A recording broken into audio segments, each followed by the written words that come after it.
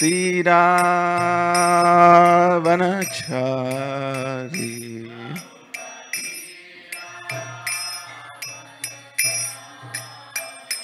Jaya Radha Madhava Kunja Bihar. Thank you.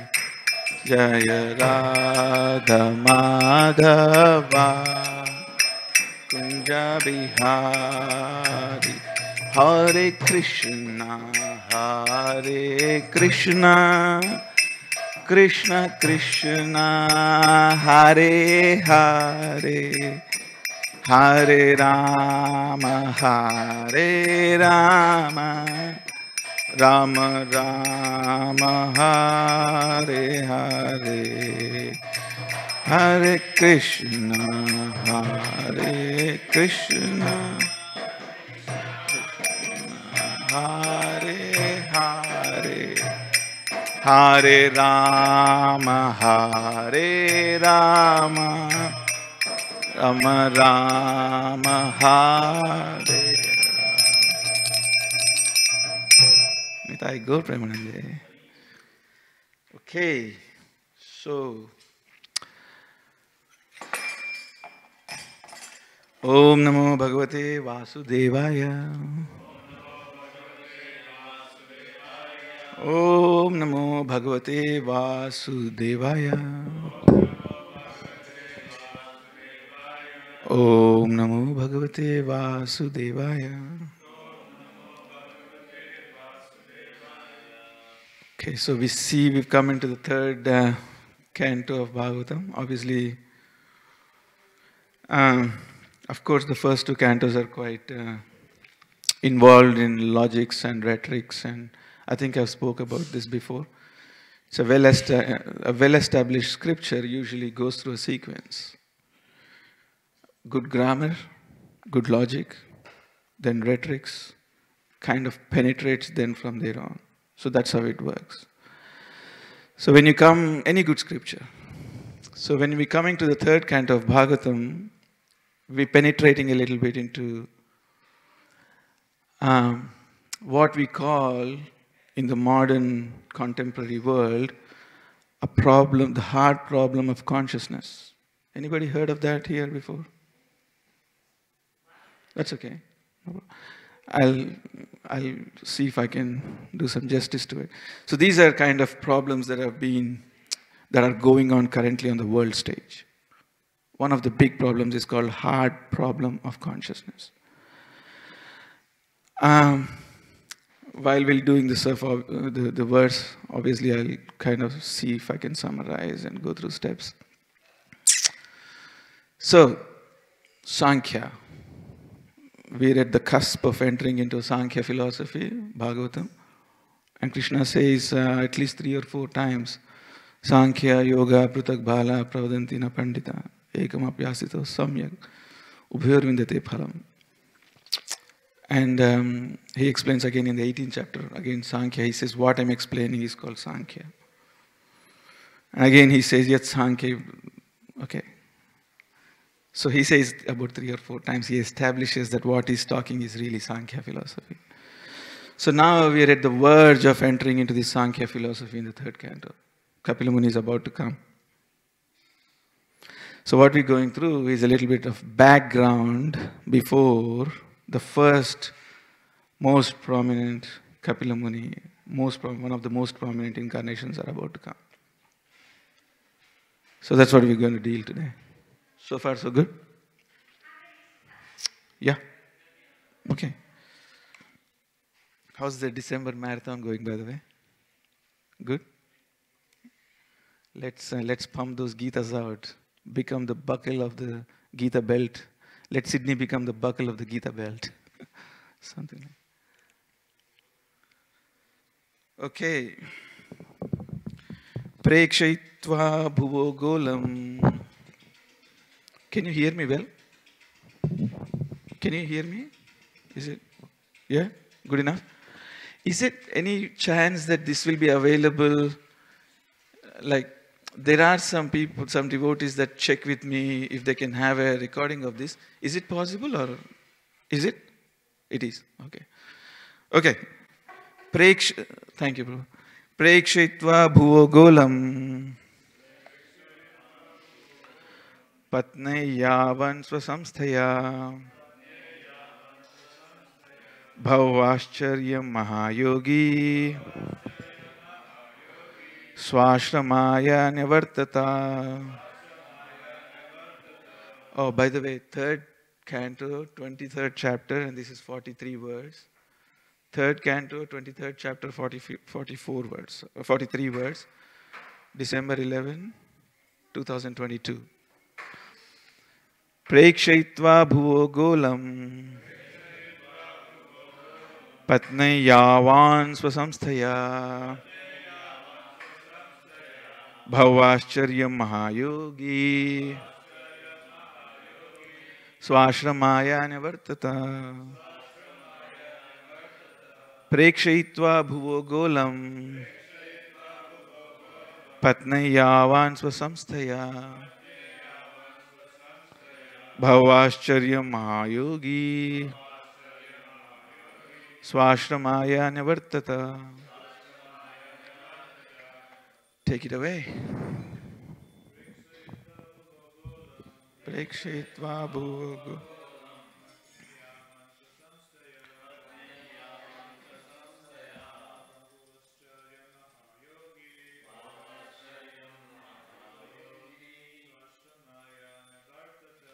स्वाश्रमाय निवर्तत.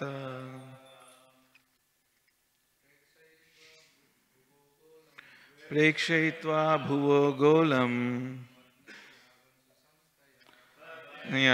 यावन् संस्थया भवाश्चर्यं महायोगी स्वश्रमाय निवर्तत. प्रेक्षयित्वा भुवो गोलम् पत्न्यावान् स्वसंस्थया भवाश्चर्यं महायोगी स्वाश्रमाय निवर्तत. Ladies, Vaishnavis, give it a shot. प्रेक्षयित्वा भुवो गोलम् पत्न्यावान् स्वसंस्थया भवाश्चर्यं महायोगी स्वाश्रमाय निवर्तत. Okay. Prekshayitva, after showing. You'll be interested to know the pray in that Prekshayitva it has its cognate in English. Like probiotics, he's a pro science, and all those words. Pro comes from the Sanskrit word pragna, pray, all these words. Prekshayitva, after showing. Bhuva, of the universe.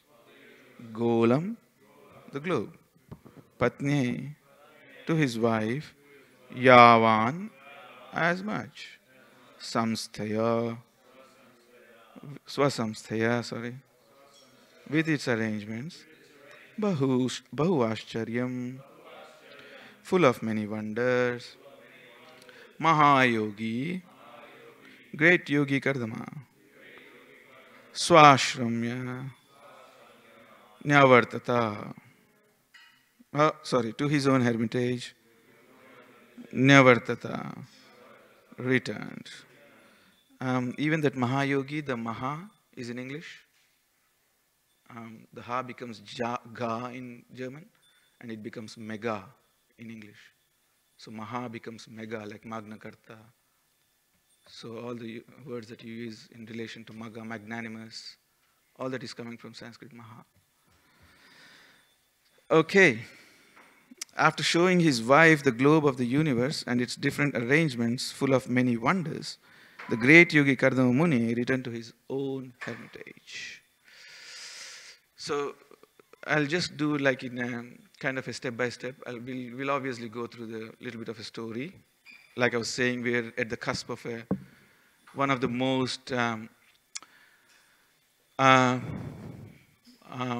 how could we say, significant maybe. Actually, it's an understated word, but one of the most important words. And the reason it is because he's going to propound something called Sankhya philosophy, which resolves a lot of problems of our current contemporary modern world.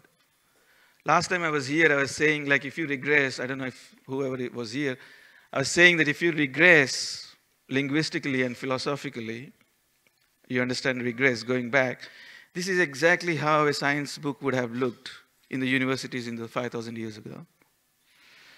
So what happened then? What happened was even until Newton, he was still trying to explain God in science, because he came to a point where once he went through all these mathematical calculations, the gravities, and then he said something very interesting. He said, there is an invisible mesh that's weaving this whole universe together. And there's exactly the same word in Sanskrit in second canto of Bhagavatam. He says, Otam Protam. Perpendicularly and vertically, there's an invisible mesh that's kind of putting everything under together, coherently, cohesively. That's what Newton said. And interestingly, you'll find this exact word in Bhagavatam, second canto, and it says Otam and Protam. There's an invisible mesh that's putting things all together, and that's Otam Protam, that invisible mesh is Sankarshana. Putting all Anantadev, he's putting everything together, he's holding things together. So that's the reason Sankhya is very important. So a lot of problems. So until even Newton, it was quite popular. God was in science. Then what happened? What happened was after a lot of theological wars and all kinds of stuff, the three very major personalities that came into our recent history. One of them was Sigmund Freud, second was Karl Marx, and Thomas Huxley. And Thomas Huxley was called the bulldog of Darwin, in the sense that he took far more than even Darwin wanted to take it. Darwin was happy with God because his wife was in the church community. So if he wanted dinner at home and don't want to sleep in the garage, he would never say there's no God in this world. He would never have said that. If he want a happy family with his wife. She was in the church committee. He'd never said that. Thomas Huxley and some neo-Darwinists took it a little too far a stretch. And they brought up all these funny ideas and all that. And Darwin never said like a dolphin changes into giraffe. He never said something like that. All he showed was some genetic variations. That's all he did. So usually what happens, students usually kind of jump the guns and try to go farther than their own gurus. It happened with Shankaracharya also. Shankaracharya never had problem with God. All he said is Brahma Satyam Jagan Mithya.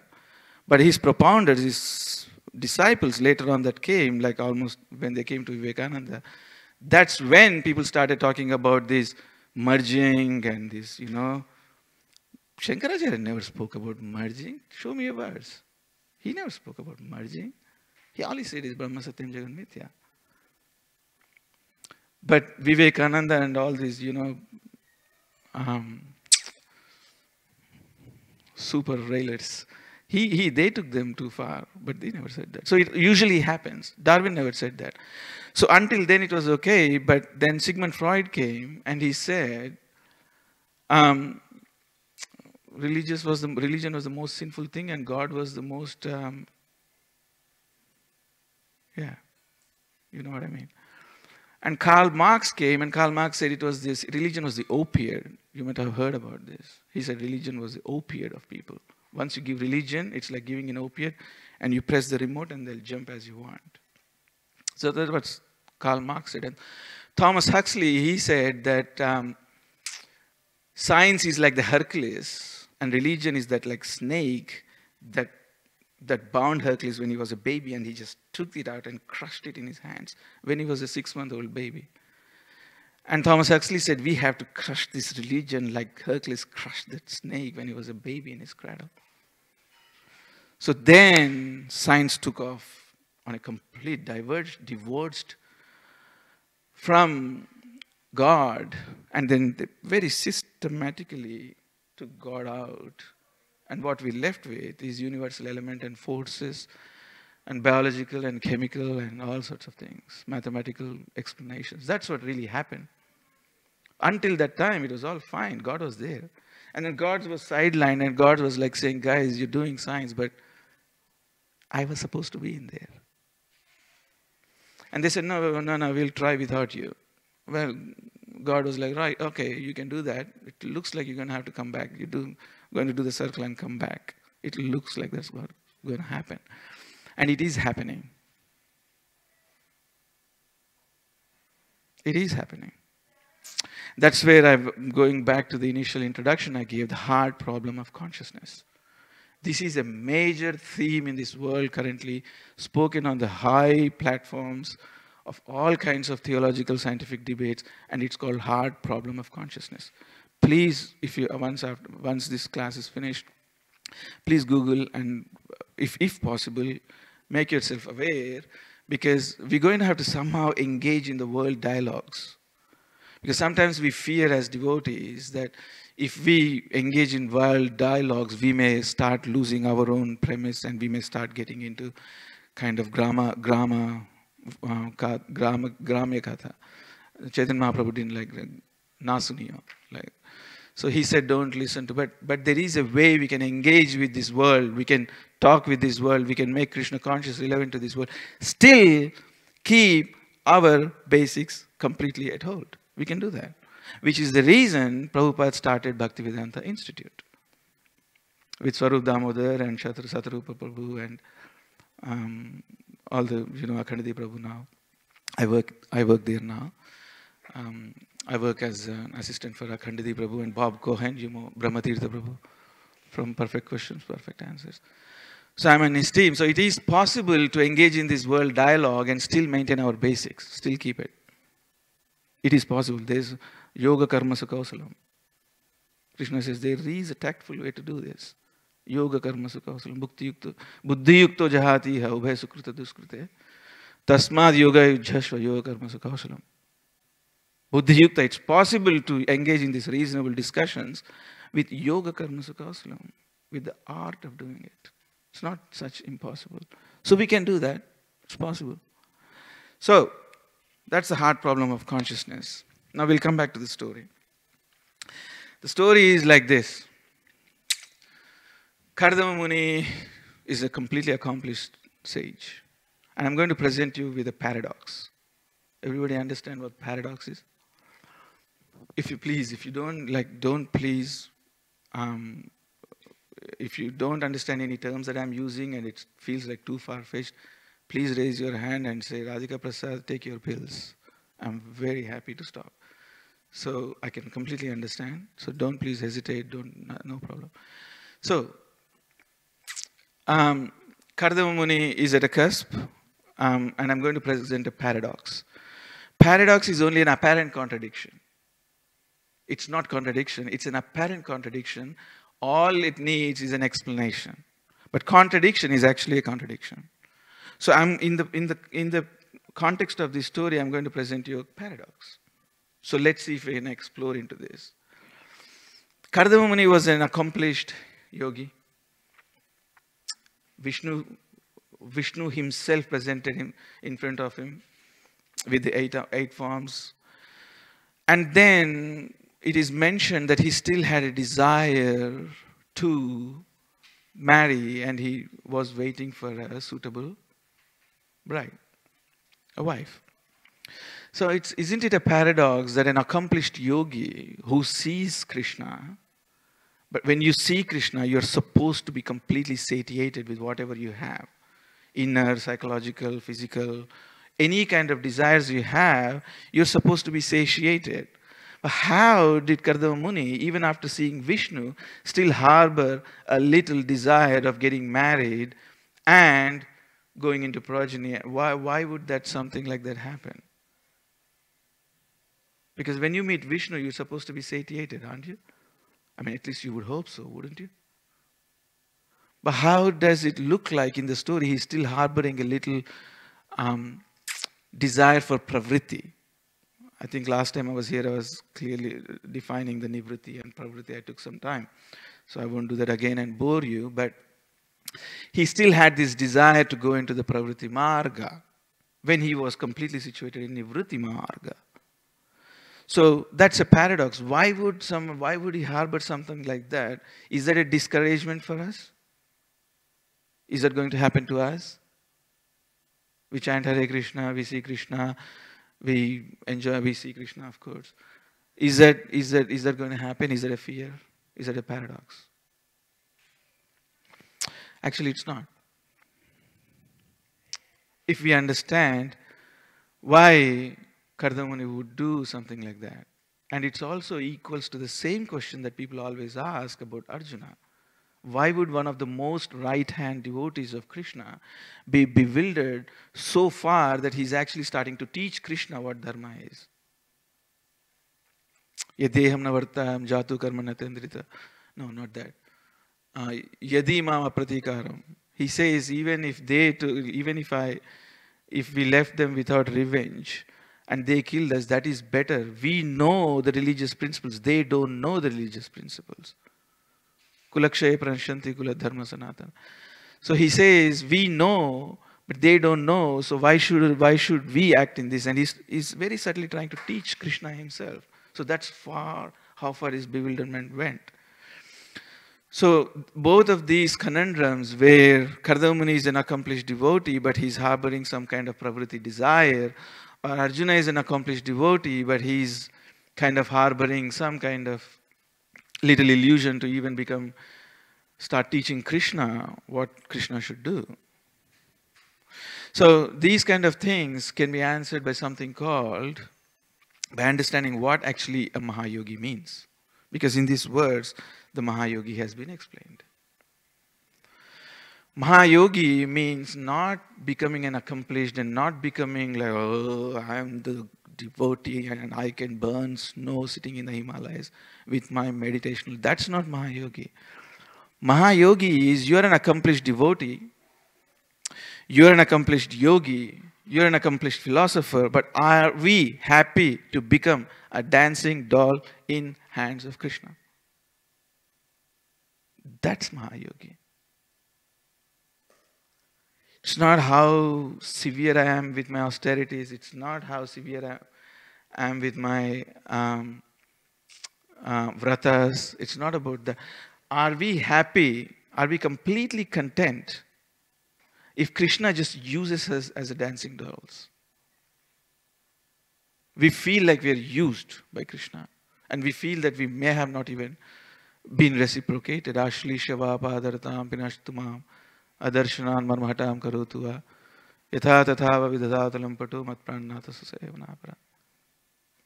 He is my Lord, even if he handles me roughly by his embrace or makes me broken-hearted by not being present before me. He is completely free to do so. So it's not like am I a Mahayogi, I am a big Sankhya philosopher, am I a, Nirjala Ekadashi, not single drop, Janmashtami, right to the 12:30. Mahayogi is, are you happy? Are we happy to completely become a dancing doll? And maybe even we sometimes feel that he didn't even notice us. Did he just notice my all day out in the books? I was there, nobody cared, I sweat, I was hungry. I was just, did Krishna even notice that? I don't know, maybe he didn't. But am I happy to be the dancing doll? Did Krishna notice when I was like in that kitchen or in the washing place and I was there until 10 to 4 and I was just sweating with that warm water and cleaning the grease out of the utensils and I was in the 4 walls, did Krishna even notice? But even if he hasn't noticed, of course he did. But even if he didn't and if we feel like that, are we happy? Are we completely content to be just a dancing doll in his hands? Now this cuts through every religion. It's nothing to do with some Indian religion. It's nothing to do with Hare Krishna. It's got nothing to do with Jesus, or it's got nothing to do with Muhammad, or it's got nothing to do with Jains. It's got nothing to do with Tirthankars. It cuts through every religion. Any religion, are you happy to be just a dancing puppet in Krishna's hands? And you're happy to be used.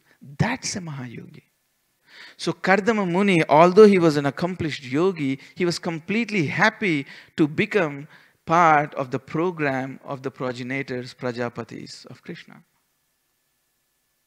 He was in the line of Prajapatis. He knew he had a job to do. He knew he had to produce progeny. He produces 9 daughters and gives to biggest Prajapatis in the universe. And every one of them goes and regenerates hundreds and thousands of people in the planet. So he's making a way of avatars. He made a way to the avatars in the pursuit of making way to the avatars. If my little being Mahayogi is compromised, guess what? No problem. No problem.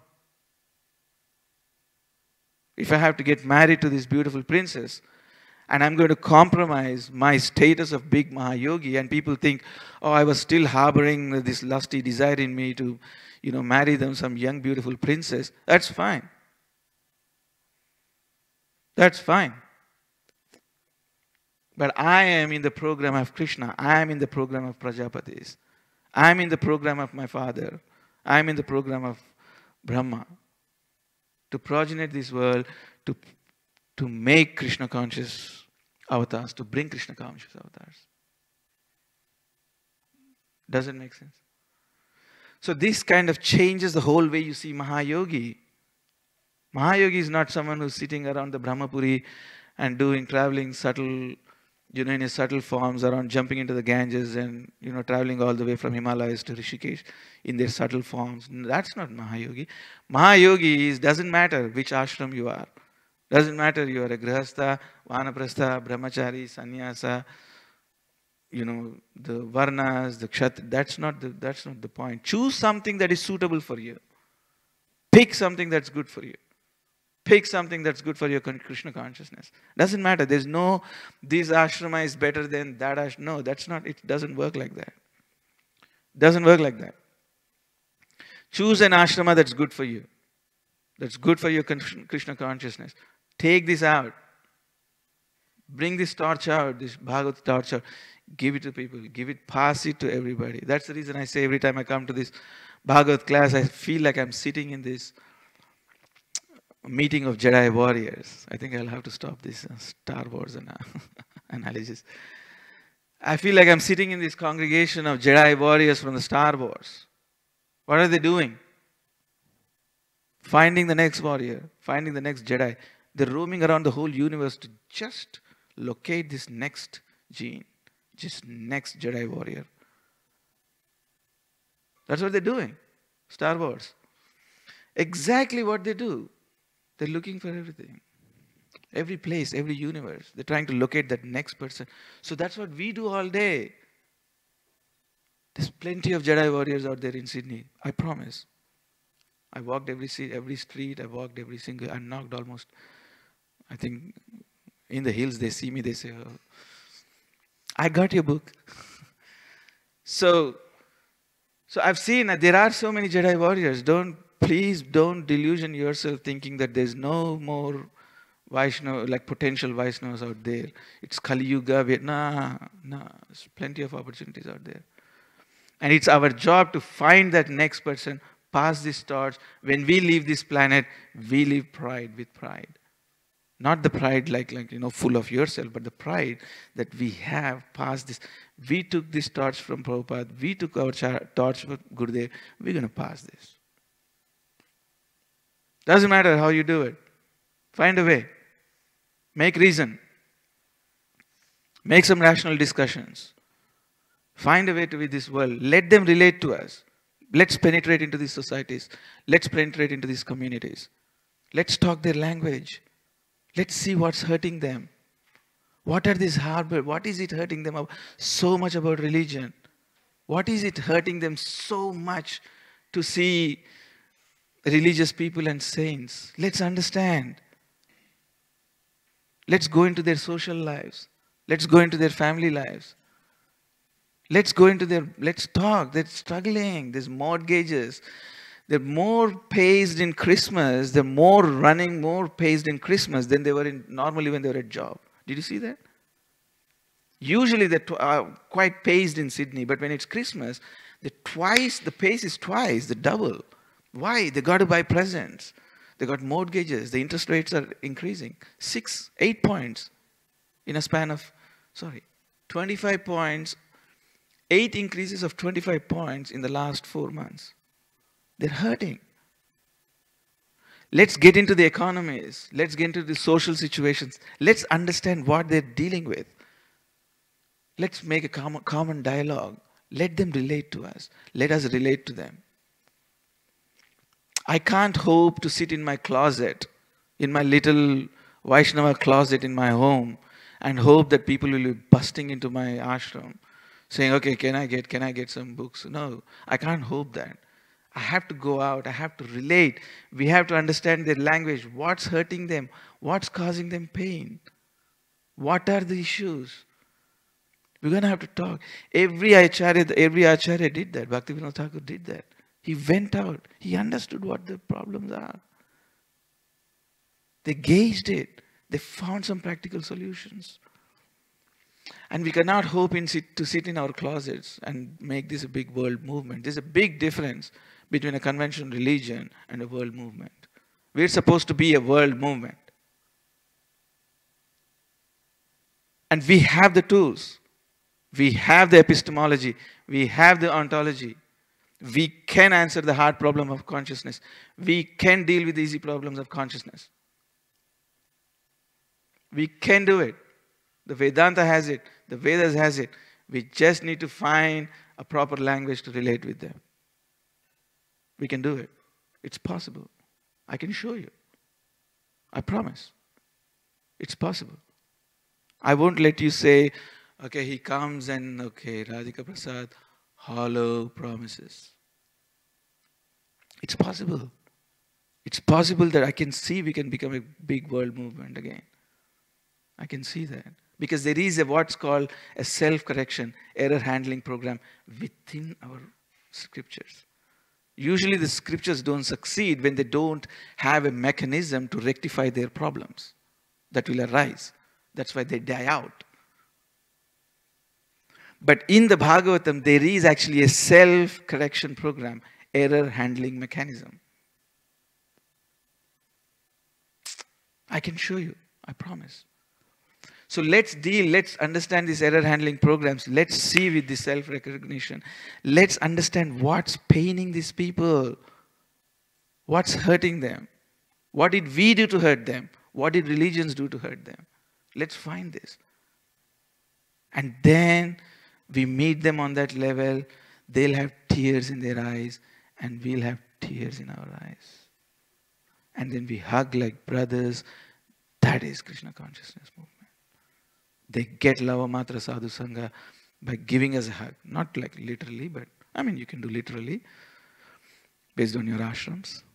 But that's when we'll find a common ground. That's when we're going to make this a world movement again.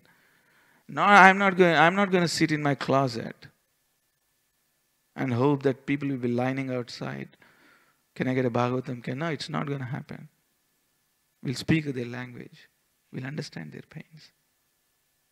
So that's the context I wanted to give, the paradox of Kardama Muni. It looks like he's an accomplished yogi, devotee, but still it looks like he's harboring some little lust or something for desire for a beautiful princess. But he wasn't.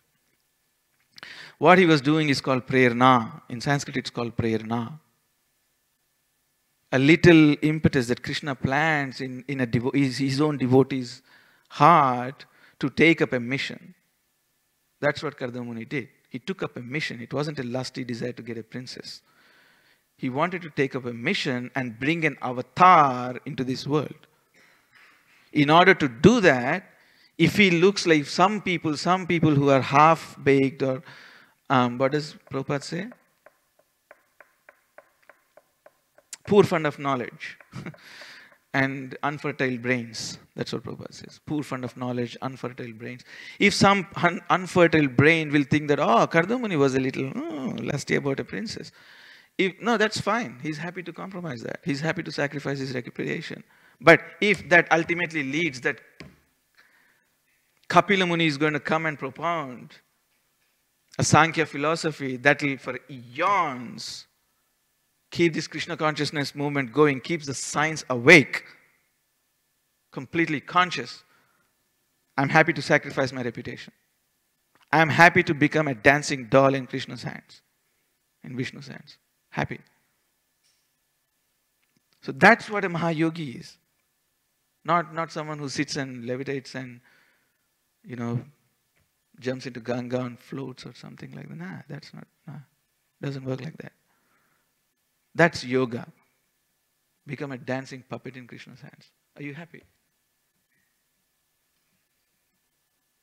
So these are the things we have to question. We have to think. If my reputation gets compromised, my name gets compromised, am I happy to become doll in Krishna's hands? Let him use me. Let him break my heart. Let him completely ignore me. But he won't. No, he won't. Trust me. I'm not making this like a despair Bhagavatam session. He doesn't. Not for a minute. Not for a second. So he won't, but if it feels to you like that, if it feels to us like that, in our illusion, for a moment, has Krishna forsaken me? Are you still prepared to go? Still be happy in the part of his mission, become a puppet in his hands. That's Mahayogi. So, happy so far? So should I read the purport? Otherwise you may say, Radhika Prasad comes, nice class, but he never talks about the words. All the planets are herein described as Gola, round. This is very interesting. Because people say, lots of like modern education say, like prehistoric, we were all flat earth or something. Nobody knew that earth was, or universe is a globe or earth is, that's rubbish. That's rubbish. Ekopyasav rachaitum jagadanda kotim yachaktirasti jagadanda chayayadanta andantarasta parmanu chayantarastam govindamadi purusham tamaham bhajam. 3 times in one verse. Anda, anda, anda. Globe, globe, globe. So where is this nonsense coming about flat earth? I don't get it. But I can explain why it happened. Separate class. I don't want to bore you with too much history today. So I can put a historical context and why that flat earth came and why people think that everybody before 15th century thought the earth was flat. Nah, 3 times.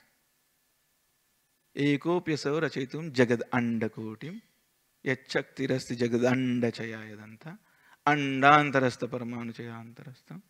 3 times in one verse. So who was thinking the earth was flat? Doesn't make sense. It's rubbish. But there were some people. There's a history behind it. We'll do a separate session on that. I don't want to. So, happy so far? Good? Okay. So every planet is round and each planet is a different shelter, just like islands in the great ocean. So ocean doesn't mean just water. In the Vedic terms, ocean means also space. It's very reasonable to say that. There's nothing so weird about it. Planets are just like islands in the great ocean. Planets are sometimes called Dvipa or Varsha. Yeah. This earth planet is called Bharata Varsha because it was ruled by King Bharata. Until before that, it was called Ilavrata Varsha. You may know that already, most of you. So, another significant word used in this verse is Bhavaschariyam. Many wonderful things were seen. We can even see in our individual lives. Krishna says, Ascharyavat pashyati kashchidenam, Ascharyavat vadati tadaiva chanya, Ascharyavat chenam anya shrunoti, shrutvapenam vedana kasya. Some people even don't know. So, Ascharya, the wonders of ourselves, our human anatomy. Some people look at it when after Krishna gives a long list of, not long, really actually a little from 12, maybe 211 to 219, he gives a list, just quick. 229 maybe actually. Just a quick snip of Sankhya, and then 30 or 29. He says, some people can't penetrate into this, and they just say, okay, Ascharyavat, it's very amazing. So I think someone said amazing words. Ascharyavat paschadi kaschidenam. Ascharya, something say, some Ascharyavat vadadi tadaivachanya. Someone say it is very complete wonder or body, or how the body is operating based on an inconceivable soul. So some people say that. So wonderful things. So in the same way, Bahu Ascharya, wonderful things, was noticed by Kardama and his wife when they were going on this mega honeymoon. This indicates that the different planets are distributed all over the universe in the 8 directions, and each and every one of them is wonderful in itself. Each planet has its particular climatic influences and particular types of inhabitants, and is completely equipped with everything, including the beauty of the seasons. So, this goes into a little bit of astronomy. So Prabhupada obviously stepping his horizons into, expanding into horizons of astronomy. Because I was reading recent, they always, every week they publish something funny about Mars, don't they? It's all animated. And then they say, oh, this time we found a little canyon in Mars. Okay. Oh, this time we found a little mirage, like a remnants of water flows. All right. So they find all this. There's a good analogy. I'll share that. They say that I used to remember in the early, late theological Christian, like Thomas Aquinas and these people, when they were like building good theologies. Until Thomas Aquinas, Christianity didn't have good theology. They're just kind of a tribal monotheisms. And I used to remember there was something very interesting. It's like you take a thermometer, right? And you go around the whole world and you come and say, what did you find? And you say, scientist says, all I found is temperature. That's all the world has, temperature. And someone establishes that's it. The whole world is of heats and temperatures and cold and gaseous. Did it ever occur to you that maybe that your equipment you're using is limited and flawed? But maybe you should use better equipments? Did that ever occur to you? Maybe the instrument that you used was very limited in scope. Of course, if you take a thermometer and go out, that's all you're going to end up with. So if you enlarge, like expand this, extrapolate this, that's what like the modern empirical people are doing. They carry a limited instrument. And they stop using the most obvious instrument right in front of our eyes, which is consciousness. How about using that as a scientific instrument? How about that? Nobody thinks that. That's the hard problem of consciousness. People get all the people like the so-called empiricists, or I think these days they call them, what do they call them? Novel natural materialists. So, I'll tell a little story about Sherlock Holmes so that it doesn't get too monotonous. Are you happy with a little story?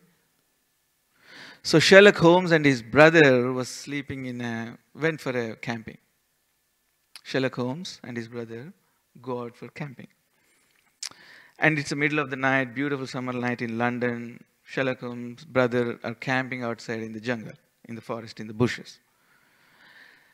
In the middle of the night, they have nice camp, it's everything nice. And Sherlock Holmes, everybody knows Sherlock Holmes, hopefully, yeah? Is the big detective. So I think it's Conan Doyle. Someone invented him. So, huh? Yeah, no, I think it's Conan Doyle. He invented him. So they were sleeping in the night, and in the middle of the night, Sherlock Holmes' brother wakes up, And and he looks at the sky and he says, brother, brother. And he wakes up, Sherlock, Sherlock, get up. Sherlock Holmes gets up and he says, look at the sky. He says, yeah, it's beautiful. And Sherlock Holmes, it's beautiful, isn't it? And Sherlock asks his brother, what do you see? And the brother says, I see the galaxies. I see the stars. I see the moon, the gibbous moon, and I see the sky. I see the shooting stars and I see the 7 universes. It's dark enough for me to comprehend this whole panoramic view. And I see the astronomers lining up and the astrologers speaking about this universe. I see the miracle of this universe. And Sherlock Holmes says, anything else? And the brother says, I see maybe the sun will rise in a couple of hours. I see the dawn coming up. Anything else? Waiting, waiting. No, he doesn't. Well, brother, the tent is missing. We had a tent before we went to sleep. And he says, the tent is missing. Ah. Oh. Oh. I didn't notice that. So, first, we miss the most obvious thing. In our pursuit of knowledge, in our pursuit of trying to explore this material world, in the pursuit of gauging these universes, going to the depths, we look up and we see the tent is missing. And what is the tent? The study of consciousness. Study of consciousness is missing. It's upside down. As soon as you bring consciousness as the premise of our Bhagavatam, as soon as we speak, how can we can relate this world with consciousness as a premise to our studies, then this Bhagavad class will be full. This Bhagavad class will be populated. There won't be a pin. You can't drop a sand in this room. But if we become irrelatable, if people can't relate to us, if we miss the obvious things, the tent is missing. Maybe that's what we should call this Bhagavatam class, the tent is missing class. I think one day they'll chain me. Radhika Prasad. So the tent is missing. So if we can relate like this, if we can show people that the tent is missing while you're galloping from one material advancement, one technology to the next technology, that guess what, fellows? The tent is missing. You've missed your own consciousness. What can you experience firsthand in this world? Firsthand. A priori, firsthand. What are we missing? Consciousness. That's the hard problem of consciousness. Or we miss that and we run 1,000 miles an hour, we got to come back and pick up our stones. So let's do this for Prabhupada. Let's do this. Let's relate to this world. Let's understand those pains. Let's see, let's show people that's missing tent. And then make Bhagavatam relevant to this world. Sankhya philosophy relevant to this world. Then we can revamp again renaissance of Hare Krishnas. The renaissance of Hare Krishnas. Yeah. Okay, I'll read the rest. This indicates that the different planets are distributed all over the universe in 8 directions, and each and every one of them is wonderful in itself. Each planet has its particular climatic influences and particular type of inhabitants, and it completely equipped with everything, including the beauty of seasons. In the Brahma Samhita, it is similarly stated, Vibhuti Bhinnam. On each and every planet, there are different opulences. It cannot be expected that one planet is exactly like the another. I rest my case. By God's grace, by nature's law, each and every planet is made differently and has different wonderful features. All such wonders were personally experienced by Kardama Muni while he traveled with his wife. Yet he could return again to his humble hermitage. He showed his princess wife that although he was living in the hermitage, and he had power to go everywhere and do anything by mystic yoga. That is the perfection of yoga. One cannot become a perfect yogi simply by showing some sitting postures, nor by such sitting postures nor by such sitting postures or so-called meditation can one become God, as is being advertised. So obviously that's a little short, undercutted Vivekananda there. One cannot become a perfect yogi simply. I think that I did that. Foolish persons are misled into believing that simply by some caricatures of meditation and sitting postures, one can become God in 6 months. Well, there's still this Swami called, I don't like to criticize everybody, but there's a Swami like the bulldog of Vivekananda that's going around now. His name is Swami Sarvapriyananda. He talks like that, very much. And I saw his dialogue with Deepak Chopra. And he was explaining Bhakti Yoga as like, sentimental. And so you can go to very, very polished, very professional. Oh, you can go to God into so many ways. One is like with knowledge and showing that you're a Brahma. And the other is called this sentimental, this emotional way called Bhakti Yoga. And Deepak Chopra immediately jumped and said, he looked at the audience. It's not really as the way he's saying. Bhakti Yoga is a devotional, loving yoga with the Supreme Person. And he very gently corrected him. I was like, thanks, Deepak Chopra. Like, this sentimental people, like he's very polished. Like, get out of here. What do you know? What do you know? You read Bhagavatam? No, we don't read Bhagavatam. We just read Vedanta. Well, try. Try. If you really want to get, why would you, if you want to get knowledge, why do you want to limit yourself? Why don't you want to read Bhagavatam? No, we don't read Bhagavatam. Yeah, right. So, here is the example of a perfect yogi who was happy, completely happy to become a pawn, little dancing doll in Krishna's hand. No worries, mate. He could travel all over the universe, so he could also do that. Yeah. And he had, do you want a quick Prabhupada story? Is it okay? A quick Prabhupada story. So Gurdas Prabhu writes a biography of Prabhupada. It's a very interesting book. And at the back of the book, they give a blurb. And he says, one day Gurdas Prabhu was outside Prabhupada's room. And it was like 2 o'clock in the morning, toing and froing and doing his japa because he knows Prabhupada will call. And then if there's a job, he'll miss out his time. And he was doing. And Prabhupada had only just arrived a day before. And he was standing in the balcony. True story. There's a book. I have the book. I can show you the book. And it's not like one of those, Prabhupada stories. It's really a story. So, and Prabhupada and the people had told him how old West Bengal was struggling with like 4 years of drought. The farmers were struggling. And they told how economically like hell-bent people had become to just earn something. And Prabhupada heard all the sorrow stories of farmers. I was from a farming background, so when I hear, eventually I took up a role in bank as an agricultural banker. So I have my heart goes out to farmers, and I have a lot of understanding,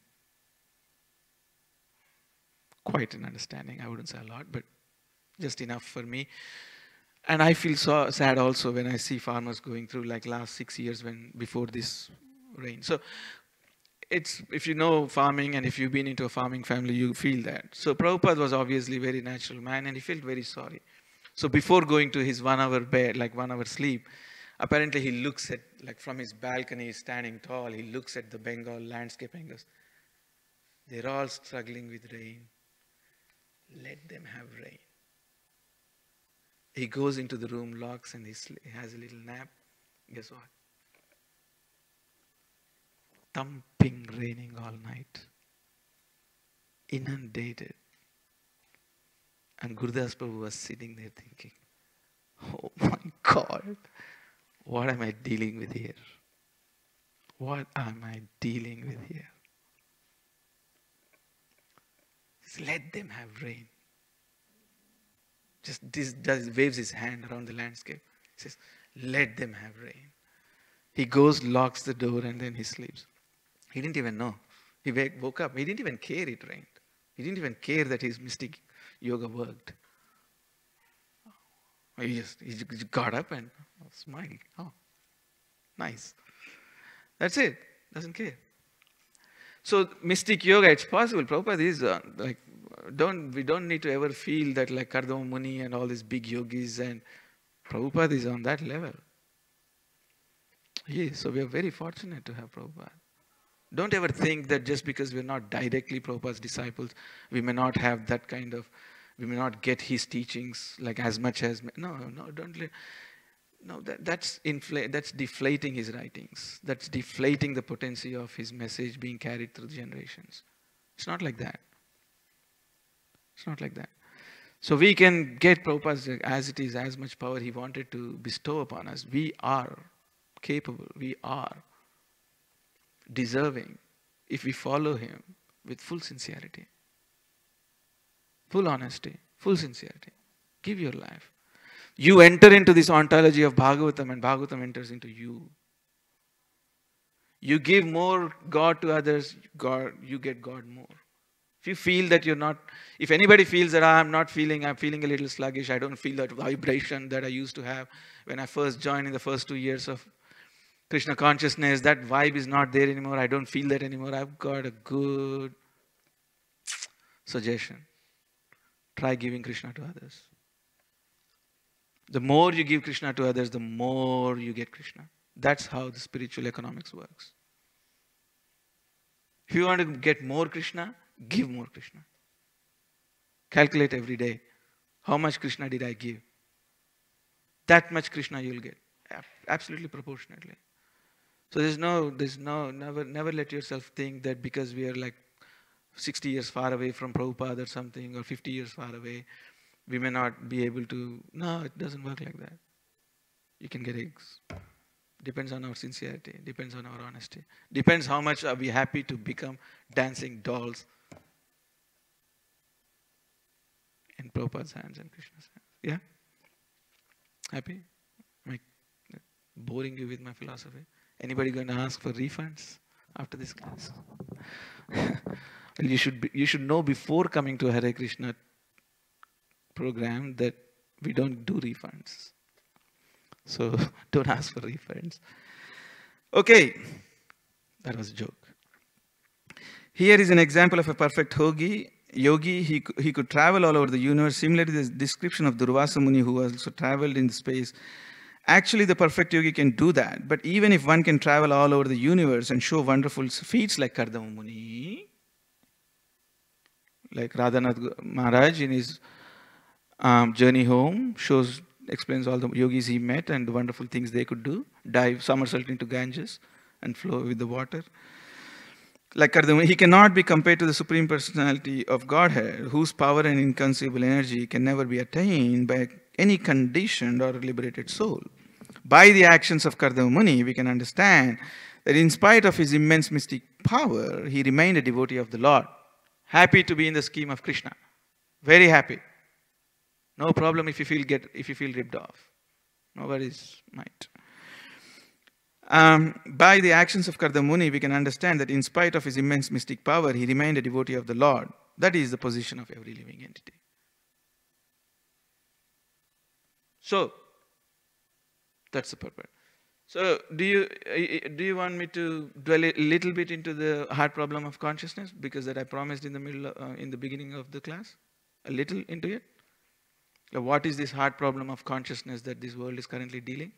Would you want to know? Are you interested? Maybe just a quick summary. Happy? Okay. This is the hard problem of consciousness. And I'll explain to you very in a snapshot. And it is also called qualia. So, qualia was actually first introduced by ours truly, Australian scientists. David Chalmers. You can Google him. So David Chalmers, he was Australian, so ours truly. He introduced in a big consciousness scientific forum in Canada. There was a big congregation of scientists going on. So he came in the middle and he dropped a big bomb. And he introduced what's called a hard problem of consciousness. And he said it's qualia. And I'll explain to you in layman's and simple terms. The hard problem of consciousness is that, this is the hard problem of consciousness. For example, you're sitting there with all your senses. I'm sitting here with all my senses. The light is reflecting on you, and it comes to my eyes. My voice is going into the speaker, getting recorded, comes into my ears. I'm touching the stand here, and I can feel it, right? What is really happening is, from a physicalist, materialistic perspective, what's really happening is when I touch this, the signals that are going to my brain are just electrical impulses. They're purely electrical signals. I'm seeing you and the light is reflecting, but what goes into my eyes, into the brain, is just electrical signals. Really simple, as simplistic as that. Simple electrical signals. And you talk to me, and the sound goes into my ears, and by the time it's getting into the brain, simple electrical signals. But if it's all electrical signals going into the brain, how can I pursue, who is that in me that is pursuing the colors, the figures? And there is a delay. There is a delay in the touch signal, there is a delay in the sound signals. They're all going on different delays. They're not at the same speed going into the brain. The light signal that's going into the brain from the cortex, they're all going on different timings. They can't go all in same times. They're all delayed signals. But still, we are able to see and experience a coherent and cohesive experience of this room now. It is not possible because there is delay in signals. Who is it that's putting into all this seamless experience? I can see Kamsari Sendas Prabhu. But if he says something, and if he comes and slaps me on my wrist as much as he wants to do sometimes, maybe on the back, maybe. But all that are going on different variated time delays into the brain. But who is putting into the seamless one single cohesive experience? Who is doing that?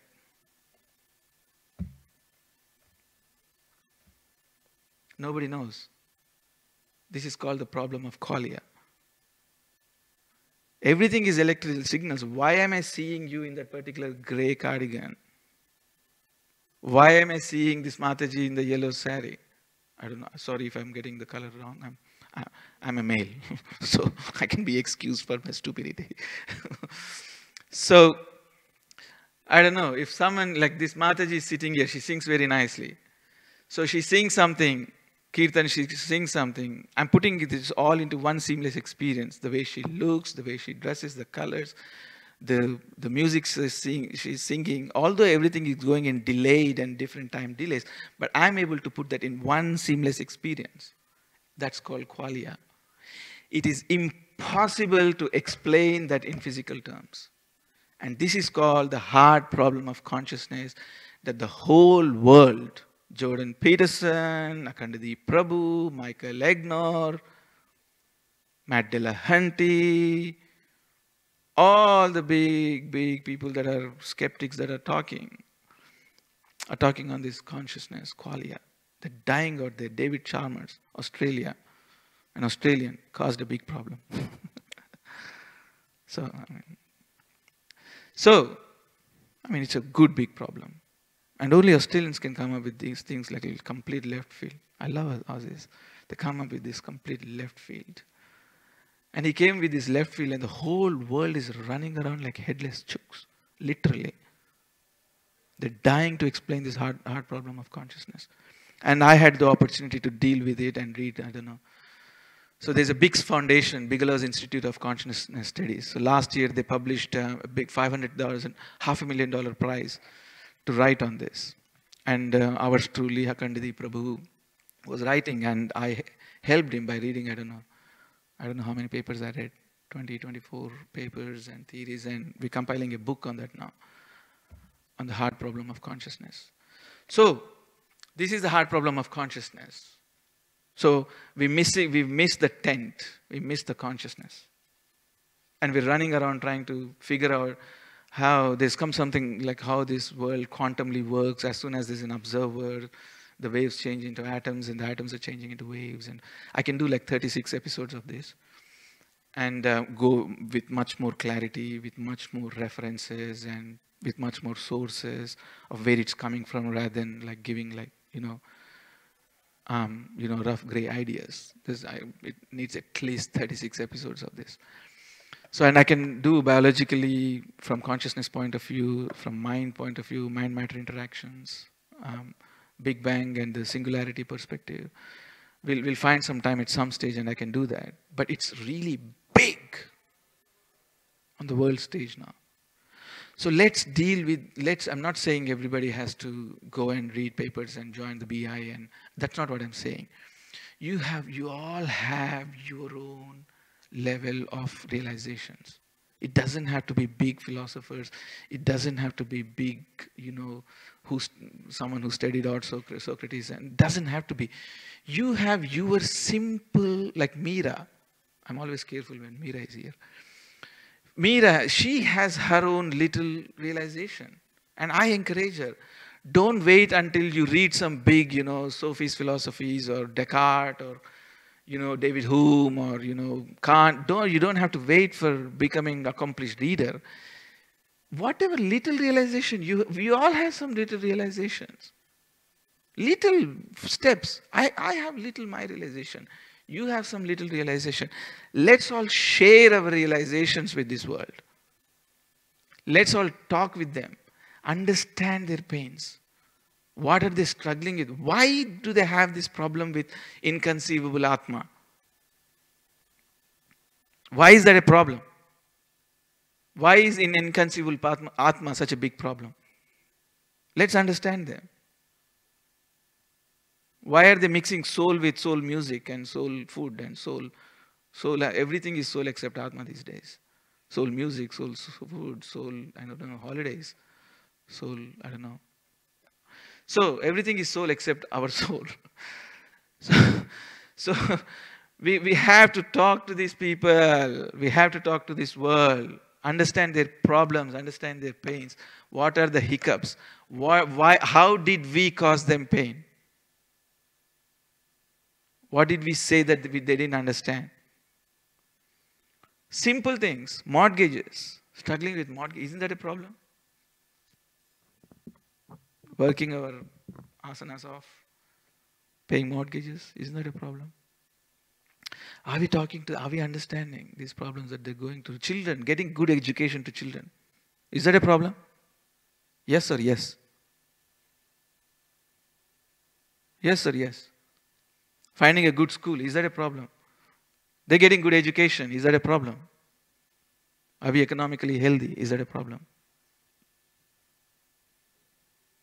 Are we going psychologically completely nuts because we can't put all this together? We don't have enough breaks from our job, is that a problem?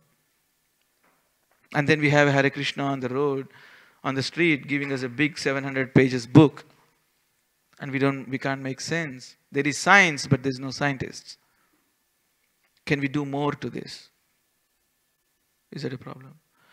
So we need to understand the problems that we're facing with our children's educations. We need to get deeper into the problems they go and face. Where the children go to schools and they see a completely different world. And we come back home and they see these our aartis and chanting and this Bhagavatam, and they're like, what are they and what are they? Whose job is this? To clarify that we're not just some Hindus. That's what we look like, aren't we? Outside people just think we are some sect of Hindus. That's what they think. So how are we going to help our children, our kids, to make sense of these two worlds? How are we going to do this?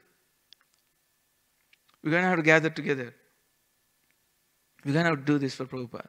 We're going to have to make this again a mainstream Sankhya, Vedanta, a mainstream education. It is possible. We are at a cusp. We have the great opportunity. Actually, the more farther we come from Prabhupada, from a timing point of view, we may be offered more opportunities.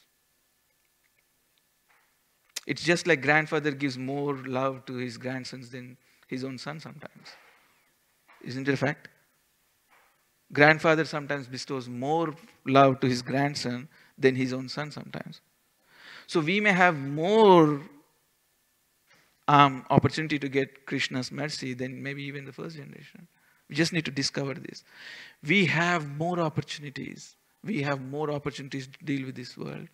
People are disturbed with politics, polarizations of knowledge. Universities what on God's planet are they teaching? Why are we missing this missing tent? Why didn't we completely miss out this tent? So we got to deal with these things. We are the Jedi warriors that Prabhupada picked. So who wants to pass this torch to the next generation? Who wants to be this Jedi warrior? Passing this Bhagavad knowledge to the next generation. Show of hands. Come on. Let's do this. Let's do this. We can do it. We got to get together. We need to understand people better. Compassion. Compassion. Show them compassion. They're struggling out there. Show them compassion. Cry with them. Laugh with them. Sit with them. Eat with them. Sob with them. Wet your, dhotis with them. Something. Understand them. Show them compassion. Then we can do this. And if there were any concepts today that I spoke, like qualia and the Descartes and the hard problem of consciousness and, histories and flat earths and all, if you don't, please don't worry. I'm here. And we can do this all together, all grow each other together. We can take it away from Bhagavatam one day. We can talk about all this. We can grow together. So don't let this bother you. If I've used any things, any words that's like, oh God, Radhika Prasad, which world do you come from? Don't let that bother you. We will talk about it. I'm your friend. I can learn from you something. Maybe in the process, I'll learn something from you. But I'm your friend. So let's do this. Let's do this for Prabhupada. Let's understand this. Let's make this Hare Krishnas relevant to this world. We happy? Any questions? Comments? Tablets? No refunds? I said that before. So, it doesn't have to be a question. Maybe you can ask questions and we'll send out a donation box, and as soon as it's full, we'll give you answers. Just joking. So, I'll stay calm for maybe 10 seconds, and if you have any questions or something doesn't make sense, please don't let me scare you. Done? Okay. Thank you very much. Falashruti, I'm really happy that you're here. And one day we make this more and more relevant. This Bhagavatam class will be full. The reason when we go out there, people can't relate. The reason we may lose strength is because people can't relate to us. We have to relate. Then this Bhagavatam class will be full one day. Weekdays or weekends. Festivals. It doesn't have to be full just when we have a guest. Can be full when there is no guest also. Why not? Like it's a trend, isn't it? Like it's full when there is a guest. When there's not a guest, then we're not full. Because why? Why? We can't blame them. We have to blame ourselves. We can't blame others for it. Come home. Charity starts from home. This Bhagavatam, let's make this Bhagavatam class full. Can't drop even a little sand grain in here. Make this relevant. That happens when we carry compassion. When people see that we are carrying compassion in our hearts. What does that say in the Bible? when the grace of God has discovered our heart. I say it in Bible very much. So let that grace of God discover in our heart. And let's relate with compassion. Let's make these Bhagavatam classes full. Because that's the time we need to gather. We talk. We talk about this world. We talk about these world problems. We talk about how we make this Krishna consciousness relevant to this world. We talk about social issues. We talk about how we just say, okay, Krishna consciousness is answers for everything, political, what are the political statements or, medical statements or astrological statements or science. But how we do that? And let's get gathered together and one day we'll see this Bhagavatam full. The temple is full with Bhagavatam class.